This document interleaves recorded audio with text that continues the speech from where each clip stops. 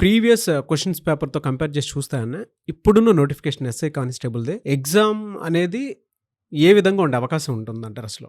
General student టెండెన్సీలో mind set ప్రకారము previous year papers ఎక్కువ prepare అవుదాము అని చూస్తారండి. ప్రీవియస్ ఇయర్ పేపర్స్ చూడటము ఖచ్చితంగా మంచిదే.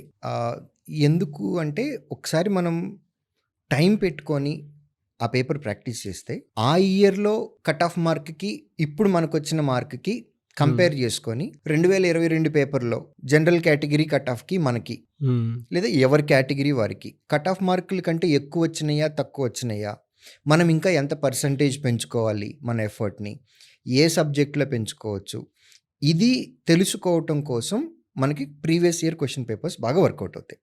కాన్ఫిడెన్స్ వస్తుంది, కాన్ఫిడెన్స్ బాగా బిల్డ్ అవుతుంది దానివల్ల. బట్ కేవలం ప్రీవియస్ ఇయర్ క్వశ్చన్స్ పేపర్ని మాత్రమే ప్రిపేర్ అయితే మాత్రం చాలా ఇబ్బంది పడతాం. ఎందుకంటే క్వశ్చన్ పేపర్ అనేది మారుతూ ఉంటుందండి, అది సహజం. ఇప్పుడు ఇయర్ ఆన్ ఇయర్ మనకి కాంపిటీషన్ పెరుగుతూ ఉంది, స్టూడెంట్ మైండ్ సెట్ పెరుగుతూ ఉంది. సో వాళ్ళ ఐక్యూ లెవెల్స్ కూడా డిఫరెంట్గా ఉంటాయి. ఇప్పుడు నేను ప్రిపేర్ అయినప్పుడు స్టూడెంట్స్ ఐక్యూ లెవెల్, తర్వాత మీరు ప్రిపేర్ అయ్యేటప్పుడు ఐక్యూ లెవెల్, ఇప్పుడు వస్తున్న ప్రెజెంట్ ట్రెండ్ వాళ్ళది కూడా different mind set. Even examination question paper prepare చేసే వాళ్ళ మైండ్ సెట్ కూడా డిఫరెంట్ ఉంటుంది. సో క్వశ్చన్ పేపర్లో స్టాండర్డ్ అనేది పెరగటం అనేది సహజం అండి. మీరు ఎప్పుడైనా గుర్తుపెట్టుకోండి, కాంపిటీషన్ ఎక్కువగా ఉంది అని అనుకున్నప్పుడు ఎలిమినేట్ చేయడానికి ఎగ్జామినర్కి ఉన్న ప్రతి ఒక్క అవకాశాన్ని వాడుకుంటారు. దానిలో డిఫరెంట్ టైప్స్ ఆఫ్ క్వశ్చన్స్ తీసుకొచ్చి స్టూడెంట్ ఎక్స్పెక్ట్ చేయనటువంటి క్వశ్చన్స్ని, అంటే చాలా తక్కువ మంది మాత్రమే ఆ వేలో ఆన్సర్ చేయగలిగేటటువంటి క్వశ్చన్స్ ఏవైతే ఉంటాయో వాటిని ఇంక్లూడ్ చేస్తే కనుక మెజారిటీ ఎలిమినేషన్ అయితే అవుతుంది. ఇది ఓపెన్ ఫ్యాక్ట్.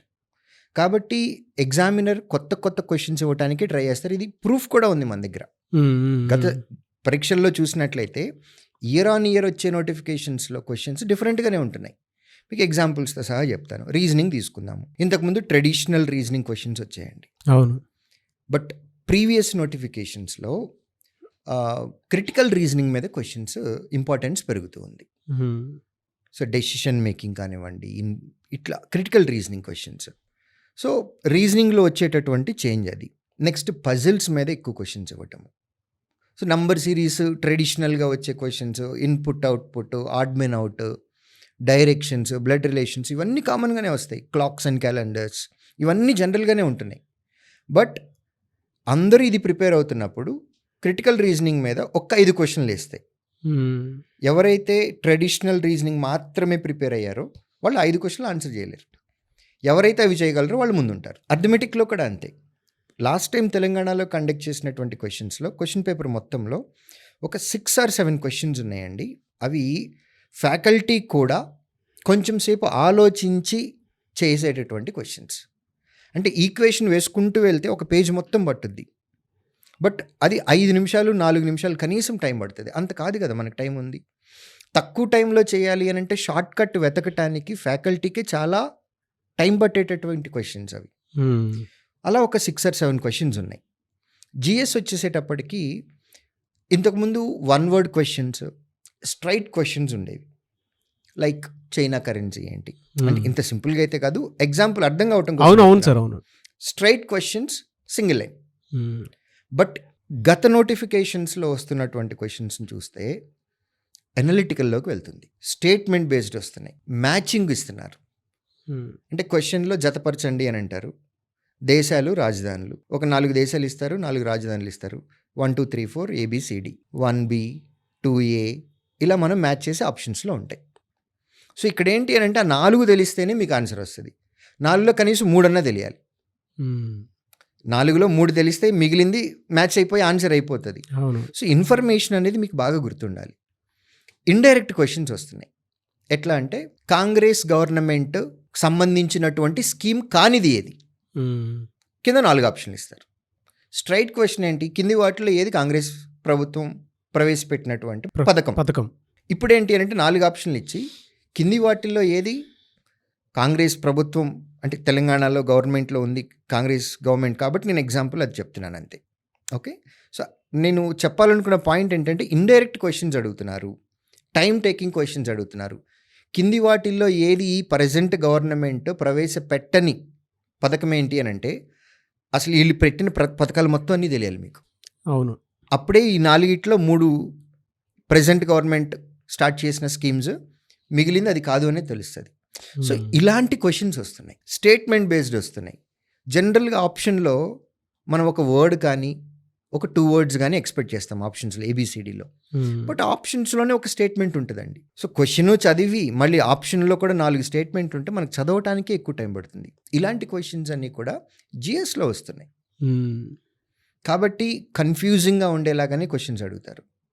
ఎందుకంటే ఇట్స్ ఆల్ అబౌట్ ఎలిమినేషన్. మీరు క్వశ్చన్ పేపర్ ఇచ్చిన తర్వాత మీరు ఈ క్వశ్చన్ ఇవ్వకూడదు, మీరు ఎందుకు ఇచ్చారు అనే రైట్ మనకి లేదు.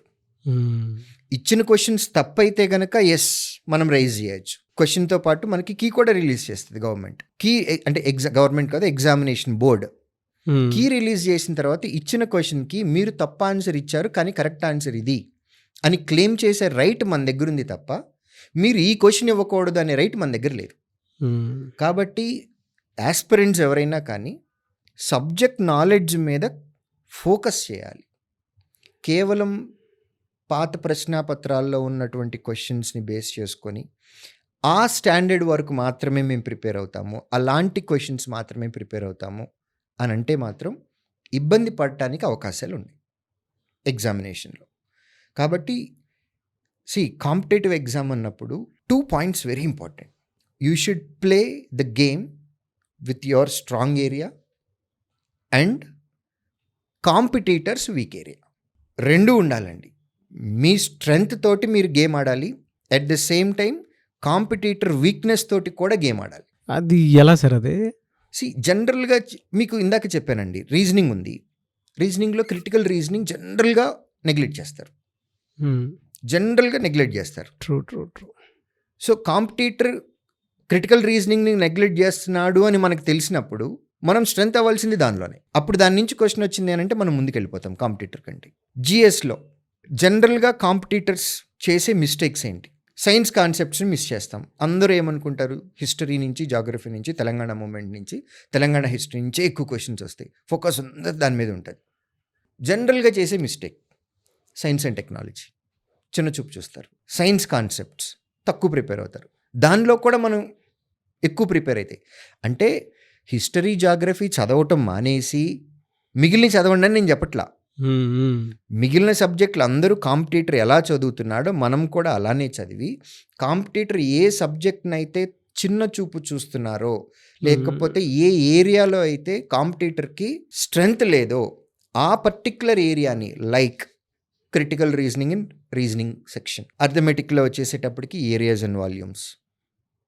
సో ఇలా జిఎస్లోకి వచ్చేసేటప్పటికి science and technology, environment, science concepts, వీటి మీద మనం ఎక్కువ ఫోకస్ పెట్టి మిగిలిన వాటితో పాటుగా అండర్లైన్ దిస్ పాయింట్ ఇలా చేస్తే గనక ఆ ఏరియా నుంచి క్వశ్చన్స్ వస్తే మనం ఆన్సర్ చేయగలుగుతాం. కొంత 80 to 85% మెంబర్స్ని మనం క్రాస్ చేసి ముందుకు వెళ్ళిపోవచ్చు కాంపిటీషన్లో. సో నేను అన్నది అది, మన స్ట్రెంగ్త్ తోటి గేమ్ ఆడాలి, at the same time competitor weakness తోటి కూడా గేమ్ ఆడాలి. అప్పుడే డబుల్ ఎఫెక్ట్ పడుతుంది, మనం మెరిట్ లిస్ట్లోకి వస్తాం. అది నేను చెప్తున్న point. At the same time majority people events మీద తక్కువ ఫోకస్ చేస్తారండి. ప్రిలిమ్స్ అయిపోయిన తర్వాత కదలే వచ్చినప్పుడు చూసుకుందాం. మాక్ టెస్ట్ ఓన్లీ సండేనే మాక్ టెస్ట్ రాద్దాము. సండేనే మాక్ టెస్ట్ రాస్తున్నాడు కాంపిటీటర్, వీక్లీ వన్స్ రాస్తున్నప్పుడు మనం 2 times 3 times రాయాలి. అప్పుడు మనం ప్రాక్టీస్ ఎక్కువ ఉంటుంది. కాంపిటీటరు అంటే మన కాంపిటీటర్ మనతో పాటు ఎగ్జామ్ ఎవరైతే రాస్తున్నారో వాళ్ళు ఒక చాప్టర్కి 100 questions సాల్వ్ చేస్తున్నారు, మనం 150 చేయాలి. చెప్పటానికి చాలా సింపుల్గా ఉంటుందండి, కానీ చెయ్యాలి అని అంటే ఎంతో పట్టుదల ఉండాలి. కానీ అట్లాంటి పట్టుదల ఉన్న వాళ్ళు ప్లాన్ వేసుకోవటం కాదు, షెడ్యూల్ వేసుకోవటం కాదు, దాన్ని ఎవరైతే ఇంప్లిమెంట్ చేస్తారో వాళ్ళకే ఉద్యోగాల్లో వస్తాయి. అందరికంటే మనం డిఫరెంట్గా ఉండాలి. అది మనం ప్రాక్టీస్ చేసే పద్ధతిలో డిఫరెన్స్ ఉండాలి, మనం నేర్చుకునేటటువంటి కంటెంట్లో డిఫరెన్స్ ఉండాలి, మనం క్వశ్చన్ సాల్వ్ చేయటానికి ఉపయోగించే మెథడ్ డిఫరెంట్గా ఉండాలి, ఇన్ఫర్మేషన్ని మనం గుర్తుపెట్టుకునే విధానం కూడా డిఫరెంట్గా ఉండాలి, మన రివిజన్ కూడా డిఫరెంట్గా ఉండాలి, మన ప్రాక్టీస్ కూడా డిఫరెంట్గా ఉండాలి. అందరూ 100 చేస్తున్నారు, మనం 110 చేద్దాం, 120 చేద్దాం, 150 చేద్దాం. ఓపిక ఉన్నంత వరకు చేయాలి. ఎక్కువ టైం లేదు. నోటిఫికేషన్ రాబోతుంది. క్లియర్ నోటిఫికేషన్, క్లియర్ ఇండికేషన్ ఉంది. ఇక్కడి నుంచి మనం చేసే పని తినటం, పడుకోవటం, ప్రాక్టీస్ చేయటం. ఈ 3 ఉండాలి. ఇంకా వేరే ఏమీ లేకుండా. ఇలా చేస్తే గనక ఉన్న టైంని పర్ఫెక్ట్‌గా యుటిలైజ్ చేసుకున్న వాళ్ళమవుతాం. కాంపిటీషన్‌లో మనం ముందుండి మనకు ఉద్యోగాలు తెచ్చుకోవచ్చు.